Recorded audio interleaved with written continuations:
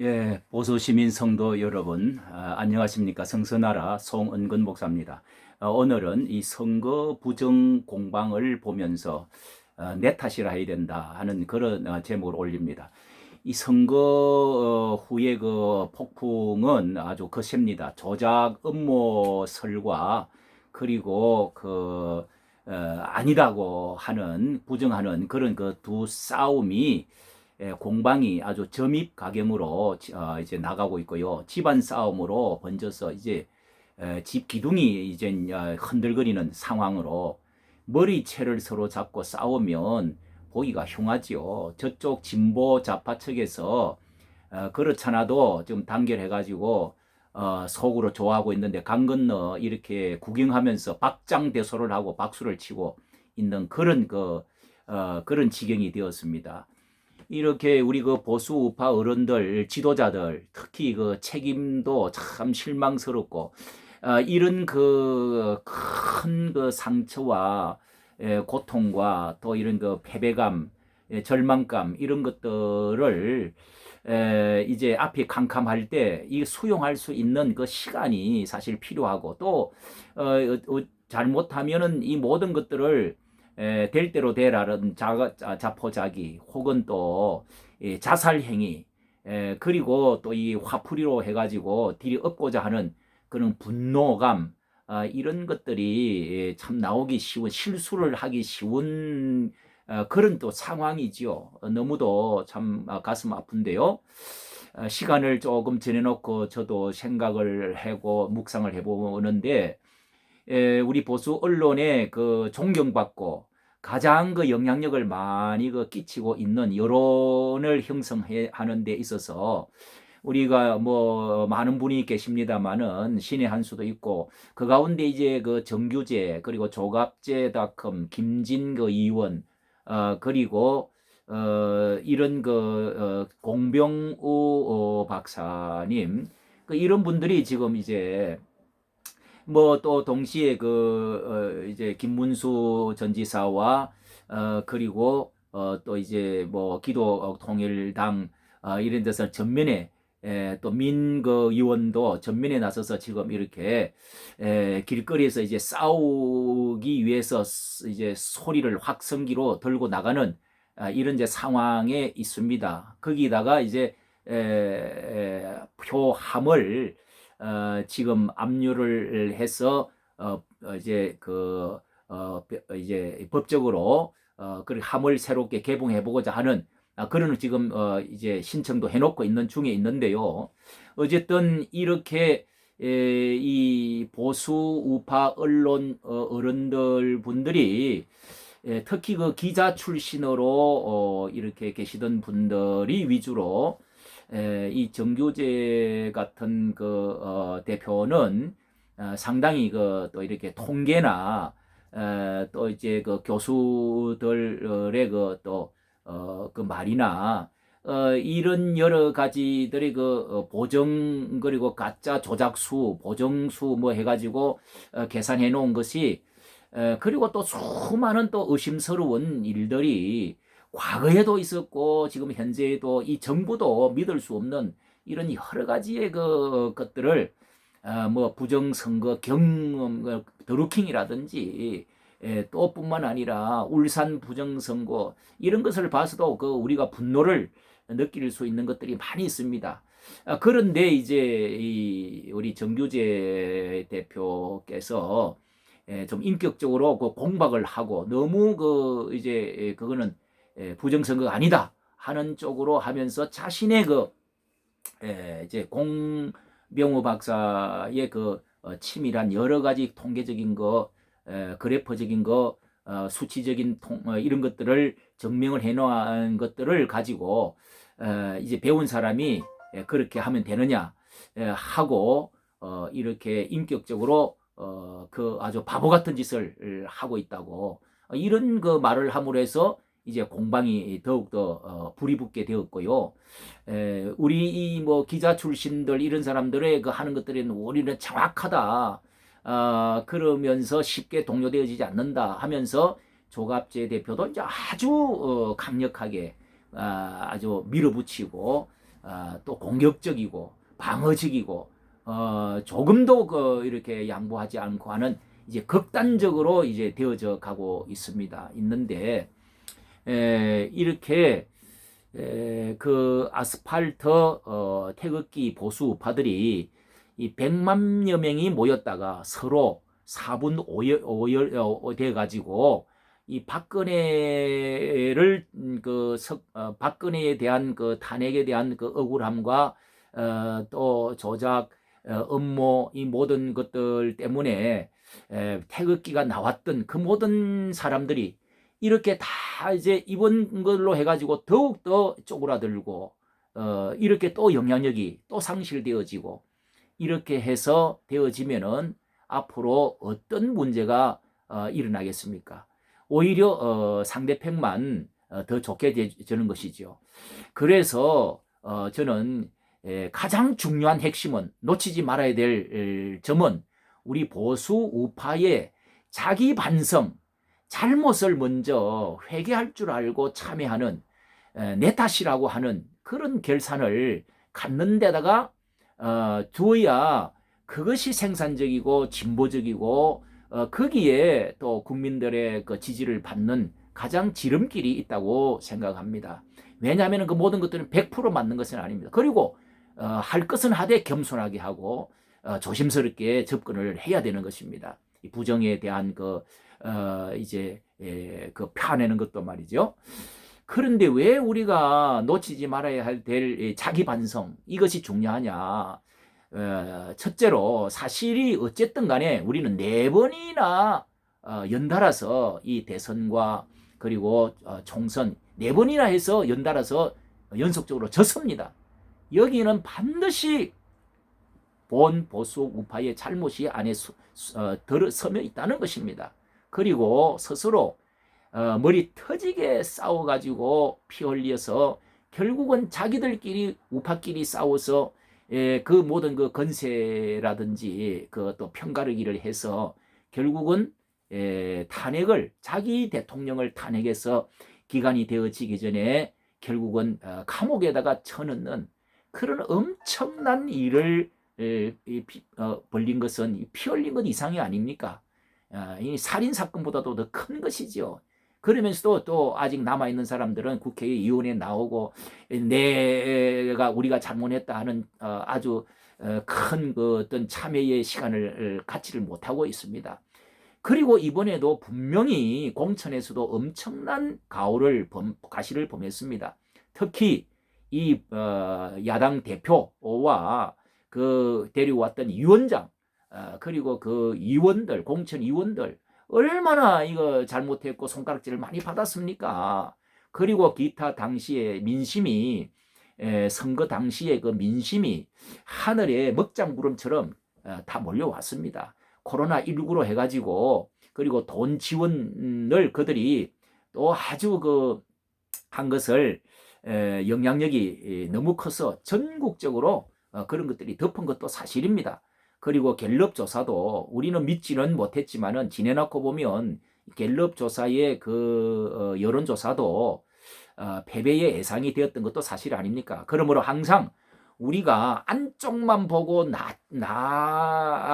우리 쪽만 보면은 밝은 면이 잘 안 보인다는 것입니다. 저 바깥에서 일어나고 있는 소리를 잘 들리질 않는다는 것입니다. 이것을 확정 편향성이라고 하지 않습니까?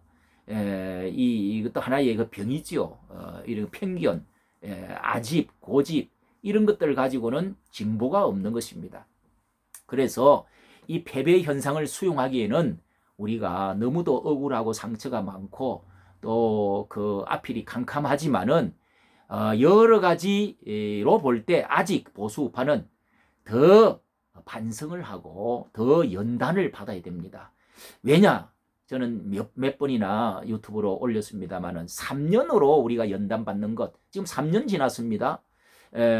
부족하다고 생각합니다. 사람이 겸손해지고 더 성숙해지고 더 익어지기 전에 위해서는 3년 정도를 가지고 과거의 적폐를 과거의 그 잘못들을 다 우리가 청산한다는 것은 쉬운 게 아니에요. 조금 더 기다리면 반드시 또 기회가 온다는 것입니다.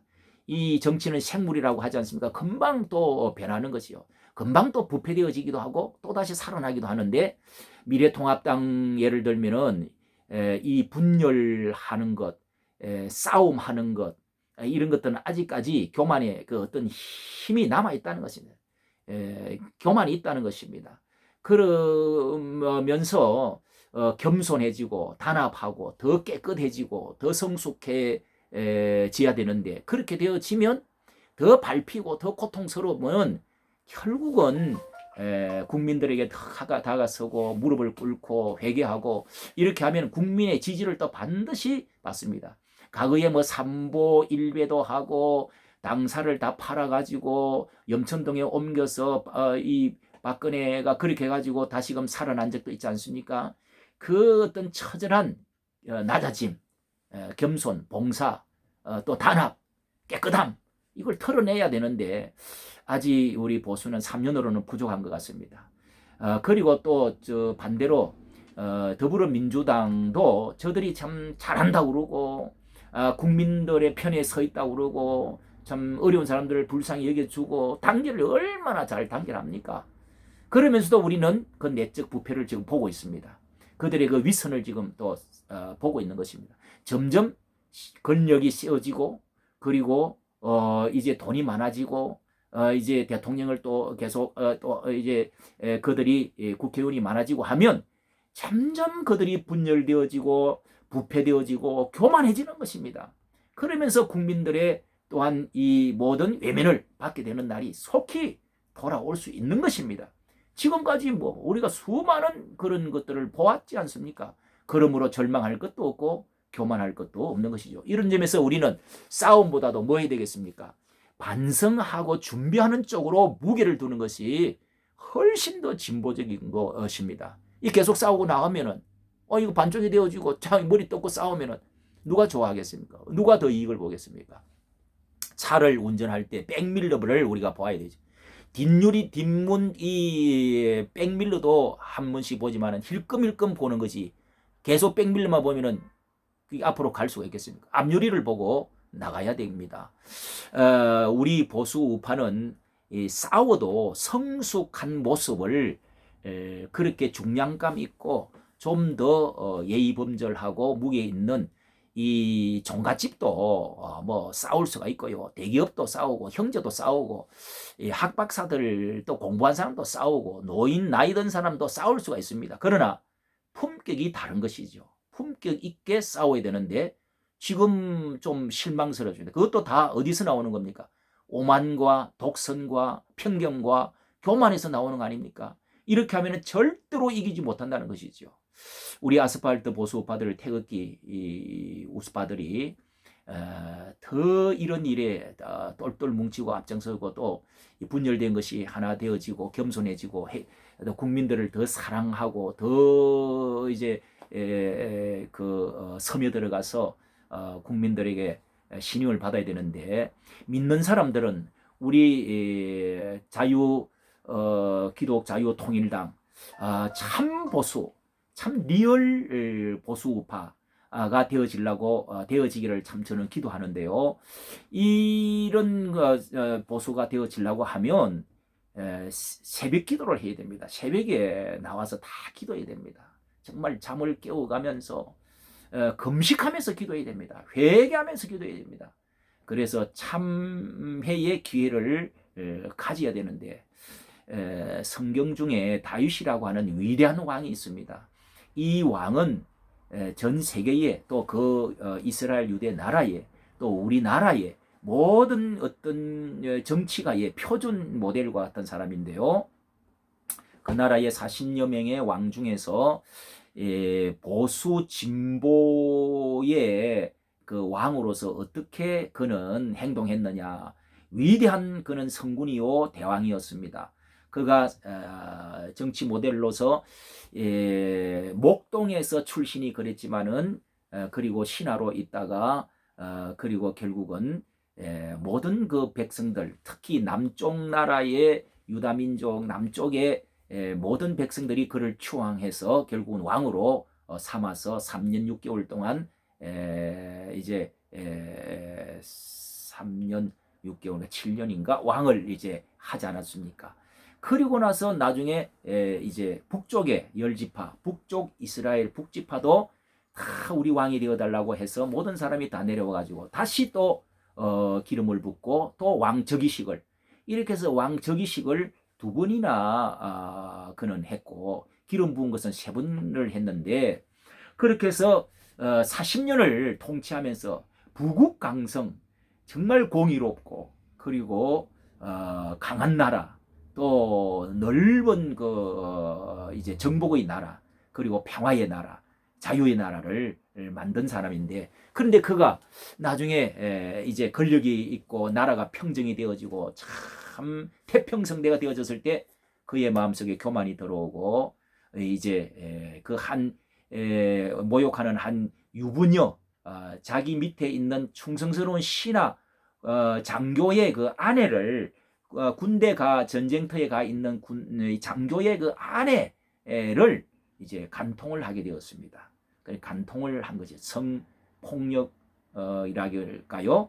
그렇게 해가지고 입을 싹 닫고 묻어두었는데, 결국은 이제 선지자가 발각을 하고 하나님이 이제 말씀을 할 때 그는 회개했어요. 회개했는데 정말 눈물이 침상이 뜨도록 그렇게 눈물을 흘리고 회개하고, 그 뒤로 어느 정도 10년 동안에 그가 이런 문제로 해가지고 고통을 당했는데, 갑자기 자식들 가운데 서로 배다른 이제 그 왕자들이 있지 않습니까? 하나 있는 그 다말이라는 딸 공주를, 형제가 오빠가 배다른 오빠가 이 공주를 간통을 또 했습니다.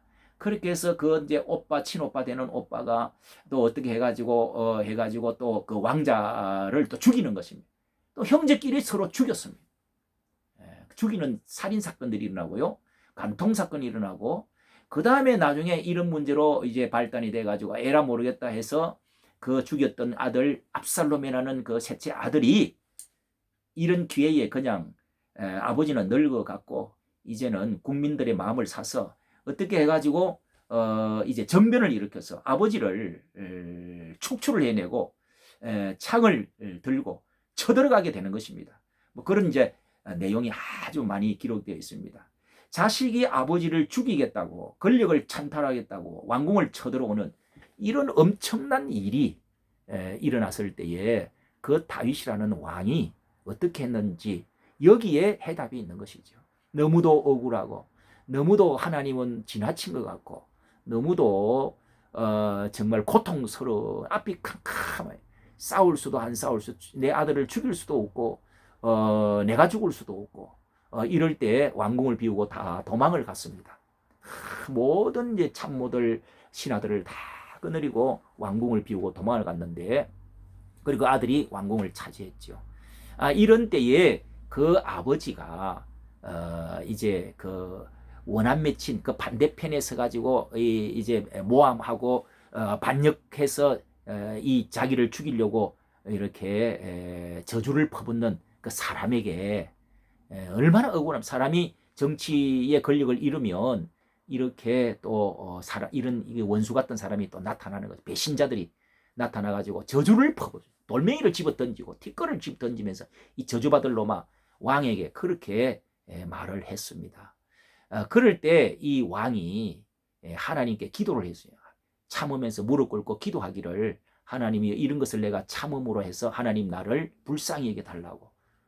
이렇게 함으로 해서 그때부터 모든 정황이 바꾸어져서 결국은 그 아들이 패배를 하고 아들이 스스로 죽게 되고 정변이 끝쳐지고 그 모함하던 사람들의 모든 그 책략들이 다 바꾸어지고, 자기들끼리 스스로 이렇게 돼가지고 자멸해서 죽는 그런 놀라운 그 일들이 일어나게 된 것입니다. 이것이 바로 오늘날 우리 보수 우파가 해야 될 일이 성경에서 해답을 가르쳐 주는 것이지요. 해답을 가르쳐 주는 것입니다. 우리는 억울하고 가슴 아프고 캄캄하지만은 오히려 반성하고 참여하고, 이 뭐 보수 우파 지금 아직까지 얼마나 여러 가지 문제가 있다고 저는 생각합니다. 이런 것들을 우리 깨끗이 적폐들을 끌어내고 청산해내고 스스로 회개하고 스스로 단합하고 국민들을 더 사랑하고 하는 쪽으로 나가야지 뭐 니 탓이라고 계속 한다고 이게 해결점이 절대 해답이 있는 것은 아니라는 거. 이까지 오늘 말씀을 두서없이 올려드렸습니다. 그래서 감사합니다.